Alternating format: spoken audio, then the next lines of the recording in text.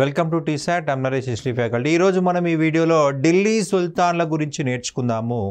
మనకి రాజపుత్తుల యొక్క అనైక్యత వలన భారతదేశానికి తురుష్కుల యొక్క దండయాత్ర రావడం జరిగింది. తురుష్కులు భారతదేశం పైన దండయాత్ర చేసి ఆక్రమించుకోవడం జరిగింది. అందులో ముఖ్యంగా మహమ్మద్ గోరీ మహమ్మద్ గోరీ వల్ల ఏర్పడ్డ రాజ్యమే ఈ యొక్క ఢిల్లీ సుల్తాన్ల యుగం అని చెప్పాల్సి ఉంటుంది.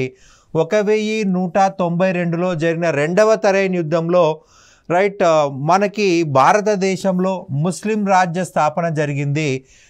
మహమ్మద్ గోరీ పృథ్వీరాజ్ చౌహాన్ని ఓడించి ఢిల్లీని, అజ్మీర్ని ఆక్రమించడం జరిగింది.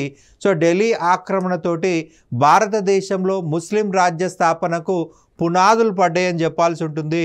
మహమ్మద్ గోరీ సేనాని అయిన ఐబక్ క్రీస్తు శకం 1206లో ముస్లిం పాలన భారతదేశంలో ప్రారంభించడం జరిగింది. 1206 నుండి 1526 వరకు ముస్లిం పాలనా యుగాన్ని ఢిల్లీ సుల్తాన్ల యుగం అని చెప్పేసి పిలుస్తారు. మనకి ఢిల్లీ సుల్తాన్లను ఎందుకు పిలిచారయ్యా అంటే ఢిల్లీని రాజధానిగా చేసుకొని సుల్తానులు పరిపాలించారు కాబట్టి ఢిల్లీ సుల్తానుల యుగం అని చెప్పేసి పిలిచారు. ఢిల్లీ రాజధానిగా ఉంది, వీళ్ళందరూ కూడా సుల్తాన్ అనే పదంతో పరిపాలించారు. సో ఢిల్లీ సుల్తాన్లు ఈ యొక్క రాజ్యంలో ఈ యొక్క ఢిల్లీ సుల్తాన్ల యుగంలో 5 వంశాల వారు పరిపాలించారండి. 5 వంశాల వారు బానిస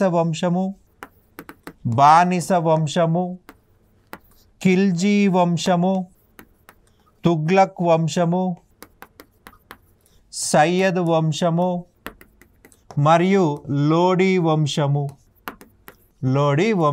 ఈ 5 వంశాల వారు ఢిల్లీని రాజధానిగా చేసుకొని దాదాపు 320 సంవత్సరాలు 1206 నుంచి 1526 వరకు భారతదేశాన్ని పరిపాలించడం జరిగింది. అందులో మనం మొదటగా బానిస వంశం గురించి స్టార్ట్ చేసుకుందాము. బానిస వంశము 1206 నుండి 1290 వరకు పరిపాలించడం జరిగింది. మహమ్మద్ గోరీ వచ్చేసి గోర్ యొక్క రాజుగా ఉన్నాడు. తన ప్రతినిధిగా కుతుబుద్దీన్ ఐబక్ని ఇండియాలో పెట్టడం జరిగింది. కానీ 1206లో మహమ్మద్ గోరీ హత్య గావించబడ్డాడు. మహమ్మద్ గోరీకి పుత్ర సంతానం లేని కారణంగా మహమ్మద్ గోరీ యొక్క బానిస కుతుబుద్దీన్ ఐబక్ భారతదేశంలో స్వతంత్ర ప్రకటించుకోవడం జరిగింది. భారతదేశంలో ఇతను ఒక స్వతంత్ర రాజ్యాన్ని స్టార్ట్ చేసుకున్నాడు. కుతుబుద్దీన్ ఐబక్ వచ్చేసి మహమ్మద్ గోరీ యొక్క బానిస. మహమ్మద్ గోరీ మరణాంతరము భారతదేశంలో ఈ యొక్క రాజ్యాన్ని స్టార్ట్ చేసుకున్నాడు. ఇతని రాజధాని లాహోర్.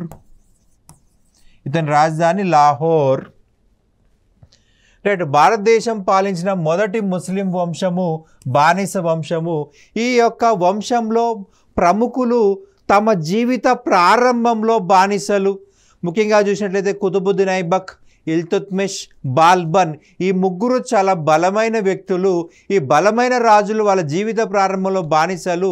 తర్వాత కాలంలో యజమాని మరణాంతరము స్వేచ్ఛ లభించింది. సో అందుకే దీన్ని బానిస వంశం అని చెప్పేసి పిలవడం జరిగిందనమాట. మముల్క్ అని కూడా పిలవడం జరుగుతుంది. మముల్క్ అంటే స్వేచ్ఛగా జన్మించిన బానిస. అంటే వాళ్ళు జన్మించినప్పుడు బానిసలు కాదు, తర్వాత కాలంలో బానిసలు అయ్యారు. మముల్క్ అంటే స్వేచ్ఛగా జన్మించిన బానిస. ముందు వాళ్ళు స్వేచ్ఛగా ఉన్నారు, తర్వాత కాలంలో బానిసలు అయ్యారు, మళ్ళీ స్వేచ్ఛ లభించింది. మరి ఇంతకీ బానిస ఎలా అవుతారు అయ్యా అంటే సింపుల్. ఎవరైనా యుద్ధంలో ఓడిపోతే వాళ్ళను బానిస మార్కెట్లో అమ్మేస్తారు.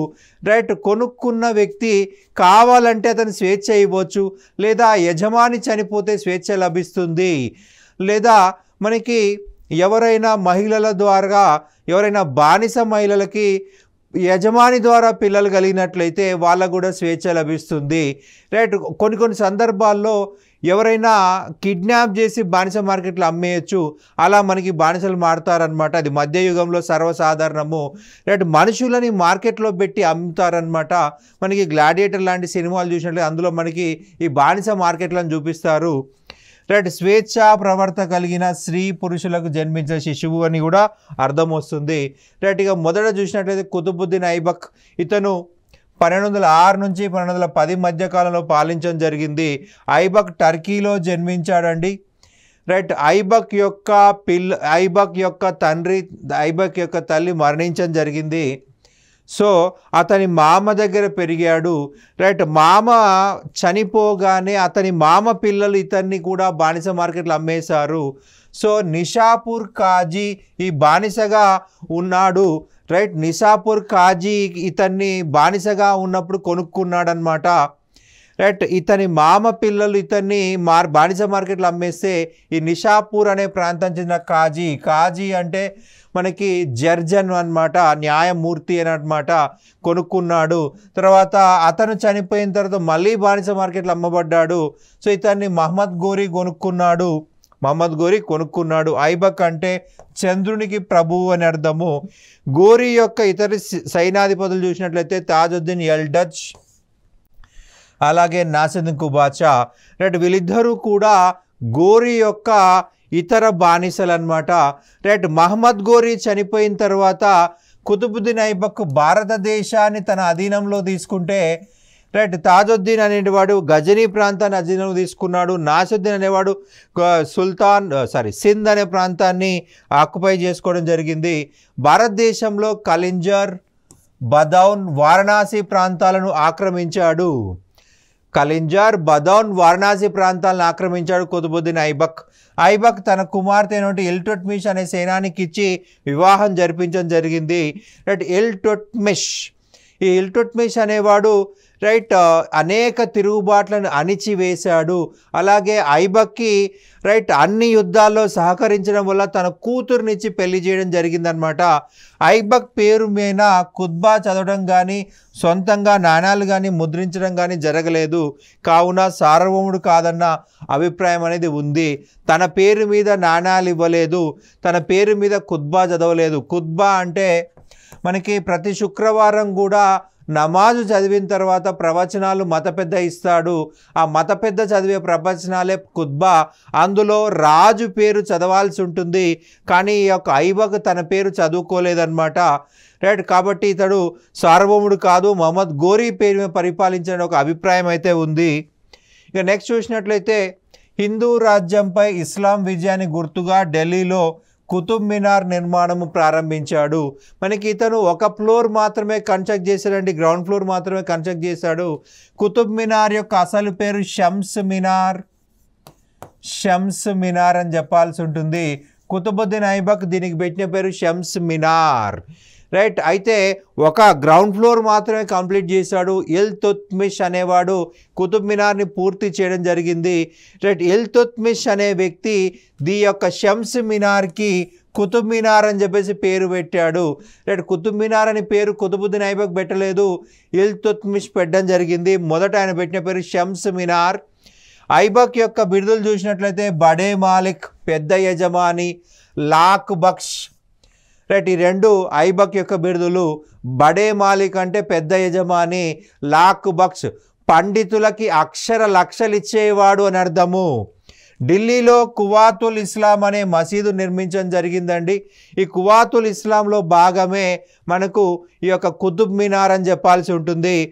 యాక్చువల్గా చూసినట్లయితే ఢిల్లీలో మెహరౌలీ అనే నగరాన్ని నిర్మించాడు. నిర్మించడం జరిగింది. ఆ మెహరౌలీ నగరంలో భాగమే కువాతుల్ ఇస్లాం మసీదు, ఇందులో భాగమే కుతుబ్ మినార్ అన్నమాట. మెహరౌలీ నగరంలో భాగము కువాతుల్ ఇస్లాం మసీదు, కువాతుల్ ఇస్లాం మసీదులో భాగము కుతుబ్ మినార్ అని గుర్తుపెట్టుకోవాలి. మనకి మెహరౌలీ అంటే ప్రస్తుతం కుతుబ్ మినార్ ఉన్న ప్రాంతమే మెహరౌలీ నగరం అన్నమాట ఢిల్లీలో. అజ్మీర్లో జైన దేవాలయాన్ని 2.5 రోజుల్లో మసీదుగా మార్చడం జరిగింది. అజ్మీర్లో ఒక జైన దేవాలయాన్ని 2.5 రోజుల్లో మసీదుగా మార్చడం జరిగింది. అర్హదిన్కా జోన్ప్రా. రైట్, అర్హదిన్కా జోన్ప్రా అంటే 2.5 రోజుల నిర్మాణము అని అర్థము. ఓకే, దీని మీనింగే 2.5 రోజుల నిర్మాణము. రైట్, ఒక జైన దేవాలయం అంటే అనేక విగ్రహాలు ఉన్నాయి, గంధర్వులు, కింపుర్లు. రైట్, అనేక మంది విగ్రహాలను కట్ చేసి మసీదుగా మార్చారు. మసీద్ ఎలా ఉంటుందండి, ప్లెయిన్గా ఉంటుంది. సో విగ్రహాలన్నీ పగలగొట్టేశారు. కట్టాలంటే టైం పడుతుంది, పగలగొట్టాలంటే టైం తొందర అయిపోతుంది. 2.5 రోజుల్లో ఒక జైన దేవాలయాన్ని అరై దిన్కా జోప్రా అనే మసీదుగా మార్చడం జరిగింది. రైట్, ఈ గోడల పైన, ఈ అరై దిన్కా జోప్రా గోడల పైన మనకి హరికేలి హరికేలి నాటకం యొక్క చిత్రాలు కనిపిస్తాయి. హరికేలి నాటకం యొక్క చిత్రాలు పెయింటింగ్స్ కనిపిస్తాయి. టోటల్ నాటకం ఇంకా కూడా మనకి విగ్రహాలంటే పగలగొడతాడు, పెయింటింగ్ ఎలా తీస్తాడు, తీసేయడం చాలా కష్టము. రైట్, హరికేలి నాటకం అనేది యొక్క దేవాలయం ఈ మసీదు గోడలపైన ఇంకా కూడా కనిపిస్తుంది. రైట్, తాజుల్ మాసిర్ గ్రంథ రచయిత హసన్ నిజామీ ఇతని ఆస్థానంలో ఉన్నాడు. తాజుల్ మాసిర్ అనే గ్రంథం రాసింది ఎవరయ్యా అంటే హసన్ నిజామీ అని చెప్పాల్సి ఉంటుంది. ఇతను ఐబక్ యొక్క ఆస్థానంలో ఉన్నాడు. మనకి ప్రధానంగా చూసినట్లయితే ఐబక్ నిరంతరం యుద్ధాలతో గడపాల్సి వచ్చింది. తాజుద్దీన్ ఎల్డజ్ ఇతను గజనీ యొక్క పాలకుడు. రైట్, ఇతని కూతుర్ని ఐబక్ వివాహం చేసుకోవడం జరిగింది. నాసిరుద్దీన్ కుబాచా ఇతను రైట్ సింధ్ మరియు ముల్తాన్ ప్రాంతాలను తన అధీనంలో ఉంచుకున్నాడు. సింధ్ మరియు ముల్తాన్ ప్రాంతాలు. రైట్, ఇతనికి తన సోదరినిచ్చి వివాహం జరిపించడం జరిగింది. తాజుద్దీన్ ఎల్డజ్ కూతుర్ని పెళ్లి చేసుకున్నాడు ఐబక్. నాసిరుద్దీన్ కుబాచాకి తన సోదరిని తన సిస్టర్నిచ్చి పెళ్లి చేశాడు. రైట్, వీళ్ళు రక్త సంబంధానికి బంధుత్వానికి ప్రాధాన్యత ఇవ్వలేదు. వీళ్ళిద్దరూ కూడా ఢిల్లీని ఆక్రమించే ప్రయత్నం చేశారు. వీళ్ళిద్దరూ కూడా నిరంతరము ఐబక్తో యుద్ధాలు చేయడం జరిగింది. రైట్, ఆ యుద్ధాల్లో ఇల్తుత్మిష్ సహాయం చేశాడు. రైట్, 1210లో కూడా ఐబక్ పైన తాజుద్దీన్ ఎల్డజ్ దాడి చేయడం జరిగింది. సో ఈ దాడిలో అతన్ని ఓడించి గజనీ వరకు తరిమేశాడు. తరిమేసిన తర్వాత ఆయన లాహోర్కి వచ్చాడండి. లాహోర్లో చౌగన్ అనే ఆట ఆడుతూ మనకి చాలా గొప్ప విజయం సాధించాడు కాబట్టి సెలబ్రేట్ చేసుకోవాలనుకున్నాడు. సో ఆయన సెలబ్రేట్ చేసుకునే విధానంలో ముఖ్యంగా చౌగన్, దాన్నే పోలో అంటాం. పోలో అంటే గుర్రాలను బ్యాలెన్స్ చేస్తూ ఆడే హాకీ. గుర్రం చాలా చాకచక్యంగా నడపాలి, మళ్ళీ గోల్స్ చేయాల్సి ఉంటుంది. హాకీ గేమ్ లాగా ఉంటుంది. కానీ జనరల్గా హాకీ గేమ్లో మనం పరిగెడతాం, కానీ ఇక్కడ గుర్రం పైన ఉండి పరిగెత్తాల్సి ఉంటుంది అనమాట. 1210లో ఐబక్ లాహోర్లో చౌగన్ అనే ఆట ఆడుతూ గుర్రం పైనుంచి జారిపడ్డాడు. రైట్, ప్రమాదవశాత్తు గుర్రం పైన పడిపోయి మరణించాడు. నిరంతరం యుద్ధాల్లో ఉండడం వలన అతను అలసిపోయాడు. సో దారుణంగా గాయపడి మరణించడం జరిగింది. ఇక ఇల్తుత్మిష్ విషయంకి వచ్చినట్లయితే ఐబక్ తదనంతరం పాలకుడు అతని కుమారుడు ఆరామ్ షా. ఐబక్ యొక్క కుమారుడు ఆరామ్ షా రాజయ్యాడు. ఇతను అసమర్థుడు. ఒక 8 నెలల పాటు మాత్రమే పరిపాలించాడు ఆరామ్ షా, 8 నెలలు. రైట్, ఇల్తుత్మిష్ వచ్చి చాలా తెలివైన వాడు, సమర్థుడు. సో రాజ్యాన్ని కాపాడాలంటే ఖచ్చితంగా ఇల్తుత్మిష్ కావాలి అని నవాబులంతా కూడా ఇతన్ని ఆహ్వానించారు. సో ఇల్తుత్మిష్ వచ్చేసి ఆరామ్ షాను జూదు యుద్ధంలో ఓడించి రైట్ అధికారాన్ని చేజిక్కించుకున్నాడు అనమాట. రైట్, ఇల్తుత్మిష్ అధికారము వచ్చిన తర్వాత మనకి ఐబక్ కాలంలోనే గ్వాలియర్, బదౌన్ ప్రాంతాలకు ప్రాతినిధ్యం వహించాడు. మరి ఇక్కడ టైం పీరియడ్ చూసినట్లయితే 1211 నుంచి 1236 వరకు పరిపాలించాడు ఇల్తుత్మిష్. మనకి ఢిల్లీ సుల్తానుల యొక్క నిజమైన స్థాపకుడు అని చెప్పాలి. ఎందుకంటే ఐబక్ పరిపాలనను ఏర్పాటు చేయలేదు. ఐబక్ పరిపాలన ఏర్పాటు చేసేంత టైం లేదు. నిరంతరం యుద్ధాలతో గడిచిపోయింది. ఈ యొక్క ఇల్తుత్మిష్ అనే వ్యక్తికి చాలా టైం ఉంది కాబట్టి చాలా పరిపాలన తీసుకొచ్చాడు. అందుకే ఇతన్ని నిజమైన స్థాపకుడు అని అంటాము. షంసుద్దీన్ ఇల్తుత్మిష్ ఢిల్లీ సుల్తానుల నిజమైన స్థాపకుడు లేదా నిజమైన నిర్మాత అంటారు. ఈయన తురుష్కుల ఇల్బారీ తెగకు చెందినవాడు. తురుష్కులలో ఇల్బారీ తెగకు చెందినవాడు. 1214-15లో గజనీ పాలకుడు తాజుద్దీన్ ఎల్డజ్ 3వ తరైన్ యుద్ధంలో ఓడించాడు. మరొకసారి దాడి చేశాడండి. ఈ యుద్ధము ఇక్కడ 3వసారి తరైన్ యుద్ధం జరిగింది. మనకి మొదటి తరైన్ యుద్ధం, 2వ తరైన్ యుద్ధం మహమ్మద్ గోరీకి సంబంధించి అయితే 3వది వచ్చేసి ఇల్తుత్మిష్ అనమాట. ఈ యుద్ధంలో తాజుద్దీన్ ఎల్డజ్ను ఓడించాడు, పూర్తిగా ఓడించాడు. 1226లో రణతంబోర్ని ఆక్రమించాడు. 1235లో ఉజ్జయిని మహంకాళి ఆలయంను ధ్వంసం చేయడం జరిగింది. సుల్తాన్ అను బిరుదు ధరించిన మొదటి పాలకుడు ఇతను. రైట్, ఇతని రాజధాని చూసినట్లయితే లాహోర్ నుండి ఢిల్లీకి మార్చడం జరిగింది. ఐబక్ పరిపాలించింది లాహోర్ నుండి. రైట్, ఇల్తుత్మిష్ ఢిల్లీకి మార్చాడు. ఎందుకు ఢిల్లీకి మార్చాడయ్యా అంటే మనకి రాజధాని అనేది దేశం మధ్యలో ఉండాలి, కానీ మనకు లాహోర్ అనేది సరిహద్దుల్లో ఉంది. మంగోలుల దండయాత్రలు జరుగుతూ ఉన్నాయి. సో మనకి వాయువ్య భారతదేశంలో లాహోర్ ఉంది. సో లాహోర్ కంటే ఢిల్లీ అత్యంత సురక్షితమైన ప్రాంతమని, మంగోళ్ళ దండయాత్ర నుంచి కాపాడుకోవాలంటే ఏకైక మార్గం ఢిల్లీ కాబట్టి రాజధానిని ఢిల్లీకి మార్చేశాడు. రైట్, రాజధాని ఢిల్లీకి మార్చడం జరిగింది. 1212లో నాసిరుద్దీన్ కుబాచాను మన్సూరా యుద్ధంలో ఓడించాడు. ఇతని నుంచి ముల్తాన్ ప్రాంతాన్ని, సింధ్ ప్రాంతాన్ని ఆక్రమించుకున్నాడు. ఇతని కాలంలోనే వాయువ్య భారతదేశంలో మంగోళ్ళ దండయాత్ర జరిగిందండి. చెంగిస్ ఖాన్ నాయకత్వం వహించాడు. రైట్, భారతదేశం పైన 1221లో చెంగిస్ ఖాన్ దాడి చేయడం జరిగింది. రైట్, ఖొరజాన్ పాలకుడు వచ్చేసి అలావుద్దీన్ మహ్మద్. ఇతను చెంగిస్ ఖాన్ యొక్క సైన్యాన్ని ఓడించడం జరిగింది. సో చెంగిస్ ఖాన్ యొక్క సైన్యాన్ని ఓడించడంతో ఈ చెంగిస్ ఖాన్ అనే వ్యక్తికి విపరీతమైన కోపంతో రైట్ ఇతను ఖొరజాం పైన దాడి చేశాడు. మనకి ఈ యొక్క చెంగిస్ ఖాన్ ఎవరయ్యా అంటే మంగోల్ యొక్క నాయకుడు. ఈ చెంగిస్ ఖాన్ యొక్క చరిత్ర చూసినట్లయితే వీళ్ళది మంగోలియాలో చాలా చిన్న తెగ. అయితే చైనా రాజులు నిరంతరము అనాగరికుల నుంచి దండయాత్రలు ఎదుర్కొంటూ ఉన్నారు. అయితే ఈ అనాగరికుల దండయాత్ర నుంచి తమను తాము కాపాడుకోవడం కోసము ఈ యొక్క మంగోళ్ళకు వీళ్ళకి గన్స్ ఎలా వాడాలో నేర్పించడం జరిగింది, గన్స్ ఎలా తయారు చేయాలో నేర్పించడం జరిగింది. ఈ చెంగిస్ ఖాన్ ఏం చేశాడు, చైనా సహాయంతో గన్ వాడడం నేర్చుకున్నాడు, చైనా సహాయంతో గన్స్ ఎలా తయారు చేయాలో నేర్చుకున్నాడు, చైనాను ఆక్రమించుకున్నాడు, పూర్తి చైనా తన కంట్రోల్లో తీసుకున్నాడు, పెకింగ్ కేంద్రంగా స్వతంత్ర రాజ్య స్థాపన చేసుకున్నాడు, పూర్తి చైనాకి రాజైపోయాడు. సో తర్వాత అతను ఖొరజాం లేదా మధ్యాసియా పైన దాడి చేశాడు. అయితే చెంగిస్ ఖాన్ వెళ్ళలేదండి, అతని స్థానంలో అతని సైన్యాధికారి వెళ్ళాడు. అతని సైన్యాధికారి అక్కడ ఓడిపోవడం జరిగింది. సో ఈ చెంగిస్ ఖాన్ అనేవాడు స్వయంగా బయలుదేరి ఖొరజాంను ఆక్రమించుకున్నాడు. సో అలావుద్దీన్ పారిపోవడం జరిగింది. రైట్, అలావుద్దీన్ మహమ్మద్ పారిపోయాడు. అతని కుమారుడు జలాలుద్దీన్ మంగబార్ని సహాయం కోసం ఇల్తుత్మిష్ దగ్గరికి రావడం జరిగింది.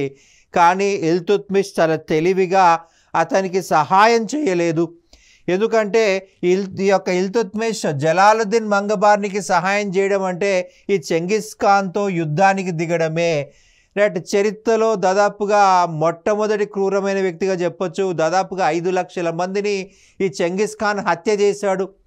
రైట్, ఇతనితో యుద్ధానికి వెళ్ళడం అంటే పులినోట్లో తలబెట్టడమే అని అర్థమైంది ఇల్తుత్మిష్కి. రైట్, పులినోట్లో తలబెడితే మన తల వస్తుందండి, రాదు. అట్లాగే చావుకి ఎవడు కూడా ఎదురుపోడు. చెంగిస్ ఖాన్కి ఎదురుపోవడం అంటే చావుకి ఎదురుపోవడమే, చావు నోట్లో తలబెట్టడం అని భావించి ఈ ఇల్తుత్మిష్ జలాలుద్దీన్ మంగబార్నికి షెల్టర్ ఇవ్వలేదు, స్థావరం కల్పించలేదు. రైట్, జలాలుద్దీన్ మంగబార్నికి స్థావరం కల్పించకపోవడంతో అతను చాలా బాధతోటి ఇండియా నుంచి వెళ్ళిపోయాడు. సింధు నదిని దాటుతూ సింధు నదిలో పడి మరణించడం జరిగింది. అయితే చెంగిస్ ఖాన్ ఒక లెటర్ రాశాడు ఈ ఇల్తుత్మిష్కి, నీ రాజ్యాన్ని నేను ఆక్రమించబోవట్లేదు, శుభాకాంక్షలు అని చెప్పేసి. రైట్, సో అతను చాలా సంతోషపడ్డాడు. ఎందుకంటే అప్పుడే ఏర్పడ్డ రాజ్యం ఇది ఇల్తుత్మిష్ యొక్క రాజ్యము. రైట్, ఆ రాజ్యాన్ని తనను తాను కాపాడుకోవాలి కాబట్టి రైట్ అతను సహాయం చేయలేదన్నమాట. అయితే మరి చెంగిస్ ఖాన్ అనేవాడు భారతదేశం పైన అసలు దాడి చేయలేదా అంటే ఇల్తుత్మిష్ రాజ్యం పైన దాడి చేయలేదు, ఇల్తుత్మిష్ అధీనంలో ఉన్న ప్రాంతం పైన దాడి చేయలేదు. 1221లో సోమనాథ్ దేవాలయం పైన దాడి చేశాడు. సోమనాథ్ దేవాలయాన్ని ఆక్రమించుకోవడం జరిగింది. బెంగాల్లో తిరుగుబాటు చేసిన గియాజుద్దీన్ను అణిచివేసి ఇల్తుత్మిష్ కుమారుడు నాసిరుద్దీన్ మహమ్మద్ అకాల మరణం చెందడంతో ఆయనకు ఢిల్లీలో సమాధి నిర్మించి ఇల్తుత్మిష్ను సమాధుల పితామహుడు అని చెప్పేసి పిలువబడ్డాడు. సమాధుల పితామహుడు. రైట్. మనకి ఢిల్లీ సుల్తాన్ల కాలంలోనే మనకు సమాధులని ఎలాబరేట్గా నిర్మించడం స్టార్ట్ అయింది. అంతకన్నా ముందు నార్మల్గా సమాధి కట్టి వదిలేసేవాళ్ళు. ఈ ఇల్తుత్మిషే మొదటిసారిగా సమాధుల నిర్మాణానికి ప్రాధాన్యత ఇచ్చాడు. సో అందుకే సమాధుల పితామహుడు అంటాము.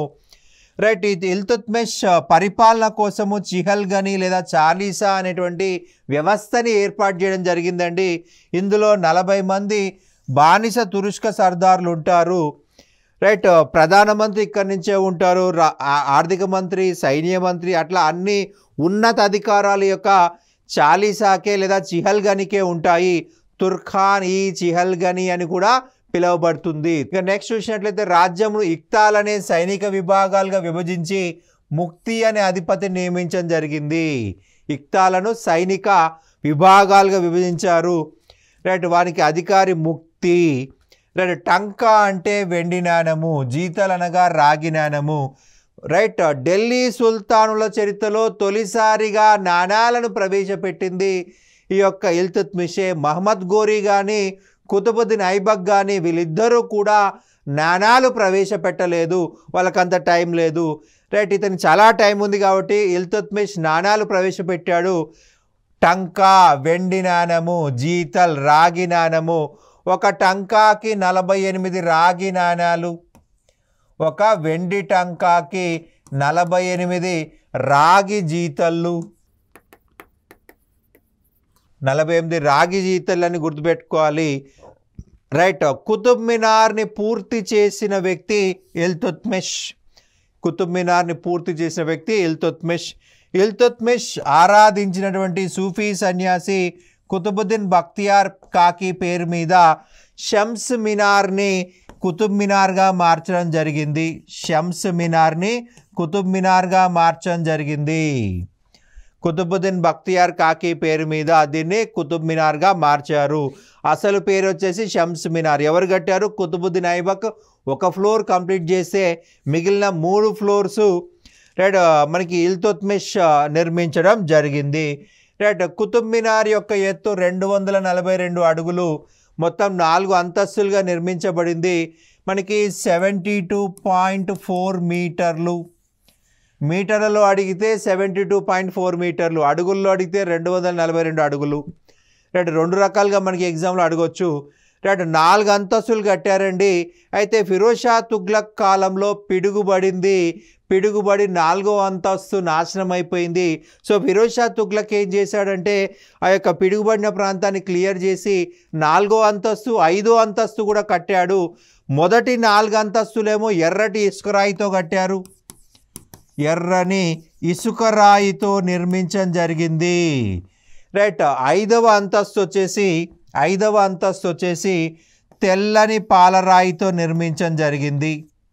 తెల్లని పాలరాయితో నిర్మించారు 5వ అంతస్తు. పైన 4 అంతస్తులేమో ఎర్రని ఇసుకరాయితో నిర్మించడం జరిగింది. రైట్. నిరంతరం యుద్ధాల వలన అనారోగ్యంతో 1936లో మరణించాడు. ఇతని సమాధి ఢిల్లీలోని కుతుబ్ మినార్కు సమీపంలో కనిపిస్తుంది. ఇక నెక్స్ట్ చూసినట్లయితే ఇల్తుత్మిష్ కాలంలోనే అతని కుమారుడు నాసిరుద్దీన్ మహమ్మద్ చనిపోయాడు. నాసిరుద్దీన్ మహమ్మద్ అత్యంత సమర్థుడు, ఇల్తుత్మిష్ లక్షణాలు ఉన్నవాడు. కానీ దురదృష్టం ఏంటంటే తండ్రి కంటే ముందే మరణించాడు. సో మిగిలిన వాళ్ళు అసమర్థులు. రైట్. తాగుబోతులు, తిరుగుబోతులు. రైట్. దానివలన అతనికి అసంతృప్తి ఉంది. సో తన కుమారుల బదులు తన కుమార్తె నుండి రజియాని రాజు చేయాలనుకున్నారు. కానీ రుక్ముద్దీన్ ఫిరోజ్ అనేటువంటి వ్యక్తి రాజు కావడం జరిగింది. ఇల్తుత్మిష్ యొక్క కుమారుడు రుక్ముద్దీన్ ఫిరోజ్. మొదటి కుమారుడు నాసిరుద్దీన్ మహమ్మద్ చనిపోయాడు. అతడు అత్యంత సమర్థుడు, గొప్పవాడు. కానీ అతను రాజు కంటే ముందే చనిపోయాడు. సో రుక్ముద్దీన్ ఫిరోజ్ అనే అసమర్థుడు, తాగుబోతు, రైట్, పరిపాలన పట్టించుకొని వాడు రాజయ్యాడు. సో ఇతని టైంలో, రుక్ముద్దీన్ ఫిరోజ్ టైంలో అన్ని అధికారాలను తల్లి షాతుర్ఖాన్ అనుభవించడం జరిగింది. షాతుర్ఖాన్ ఒక రాజప్రతినిధిగా, రాజమాతగా ఉంటూ రైట్ ఆమె చాలా పరిపాలన చేసింది. అయితే ప్రజలు ఎవరు కూడా ఈమె పరిపాలన అంగీకరించలేదు. ఈమె పరిపాలన అంటే విరక్తి ఏర్పడింది. రైట్. ఇల్తుత్మిష్ యొక్క వారసురాలుగా మనకి రజియాని గుర్తించడం జరిగింది ఇల్తుత్మిష్. అయితే ఎవరు కూడా రజియాకి యాక్సెప్ట్ చేయలేదు. రజియా చాలా తెలివైనది, సమర్థురాలు. రైట్. మనకు మంత్రులు అనుకూలంగా ఉండేవాళ్ళు కావాలనుకుంటారు. అయితే ఇక్కడ రాజులు చూసినట్లయితే రాజు అసమర్థుడిగా ఉంటేనే మంత్రుల మాట చెల్లుబాటు అవుతుంది. మంత్రులని మనం ఎట్లా అంటే అట్లా ఆడించుకోవచ్చు. అయితే ఇక్కడ రజియా అయితే అలా కుదరదు కాబట్టి ఈ యొక్క రుక్నుద్దీన్ ఫిరోజ్కి సపోర్ట్ చేశారు. కానీ ప్రజలు తిరుగుబాటు చేయడం జరిగింది షా తుర్ఖాన్కి వ్యతిరేకంగా. ఈమె అత్యంత క్రూరురాలు. ప్రతి చిన్న విషయానికి దారుణమైన పనిష్మెంట్లు వేసేది. సో ఆ దారుణమైన పనిష్మెంట్ల వల్ల రైట్ అందరికీ వ్యతిరేకత వచ్చింది. వాళ్ళందరూ కూడా రజియాకు సహాయం చేయడంతో ఇల్తుత్మిష్ యొక్క వారసురాలుగా సుల్తానా రజియా సింహాసనమును స్వాధీనం చేసుకొని జరిగింది. రుక్నుద్దీన్ ఫిరోజ్ను హత్య చేసింది. భారతదేశ చరిత్రలో మొట్టమొదటి మహిళా పరిపాలకురాలు అంటే రజియా అని చెప్పుకోవాల్సి ఉంటుంది. భారతదేశ చరిత్రలోనే మొట్టమొదటి మహిళా పరిపాలకురాలు. 1936లో రాజు అయింది, 1940 వరకు పరిపాలించింది. రాజుకి ఇక్కడ మహిళా జెండర్ ఇవ్వకూడదు, పురుష జెండరే ఇవ్వాల్సి ఉంటుంది. ఢిల్లీని పరిపాలించిన ఏకైక ముస్లిం పాలకురాలు. భారతదేశాన్ని పరిపాలించిన మొదటి మహిళా పరిపాలకురాలు కూడా రజియా. భారతదేశాన్ని పరిపాలించిన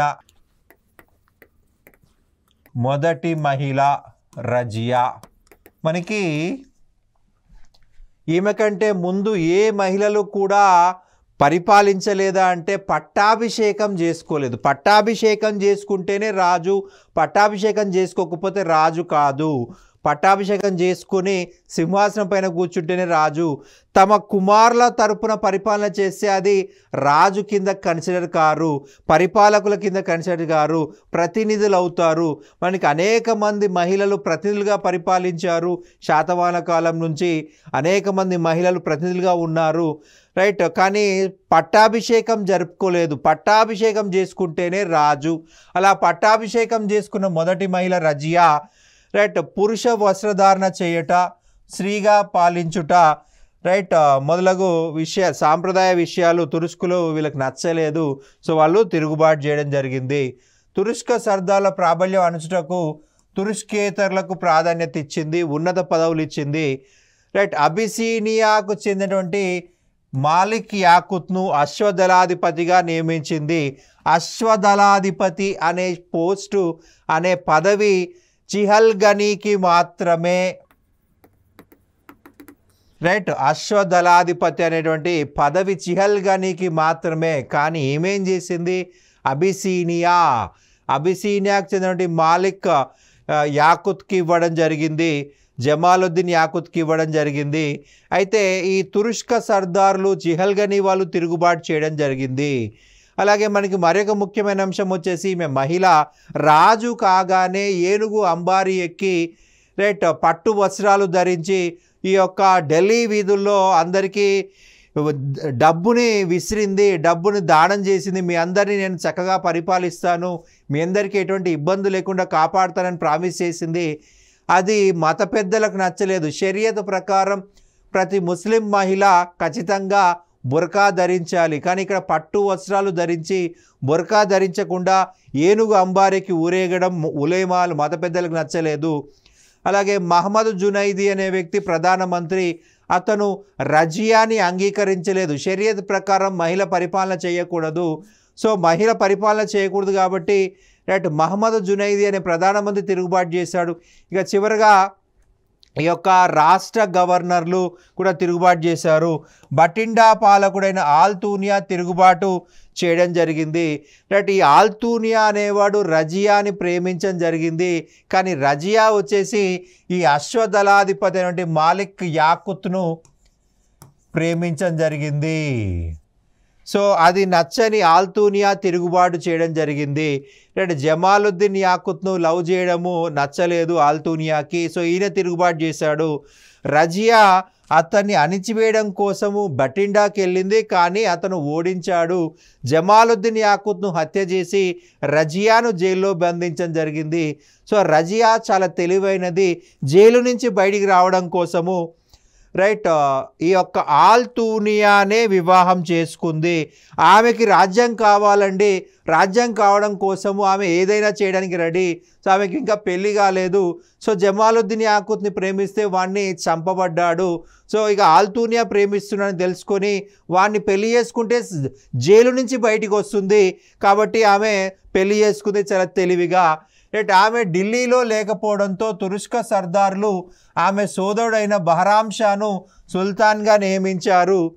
రజియా తదనంతరం బహరాం షా, అలావుద్దీన్ మసూద్ షా, నాసిరుద్దీన్ మహమ్మద్ పరిపాలించారు. మనకి ఈ యొక్క రజియా పరిస్థితి చూసినట్లయితే ఢిల్లీ పరిసరాలలో రజియాని ఆల్తూనియాని హత్య చేయడం జరిగింది. సో ఢిల్లీ పరిసర ప్రాంతాల్లో రజియాని ఆల్తూనియాని హత్య చేశారు. రజియా చనిపోయిన తర్వాత బహరాం షా, అలావుద్దీన్ మసూద్, నాసిరుద్దీన్ మహమ్మద్ పరిపాలించడం జరిగింది. రైట్ నాసిరుద్దీన్ మహమ్మద్ చూసినట్లయితే 1246 నుంచి 1266 మధ్య పాలించాడు. ఇతను ఇల్తుత్మిష్ మనవడు. రైట్ ఇల్తుత్మిష్ మనవడు. ఖురాన్ కాపీలను మార్కెట్లో అమ్మి ఆయన జీవనం కొనసాగించేవాడు. రైట్ ఇతన్ని తీసుకొచ్చి రాజుగా చేయడం జరిగింది. రైట్ ఇది మనకు బానిస వంశం యొక్క పార్ట్ అన్నమాట. రైట్ నెక్స్ట్ సెషన్లో మనము మిగతాది కూడా డిస్కస్ చేసుకుందాము. Thank you.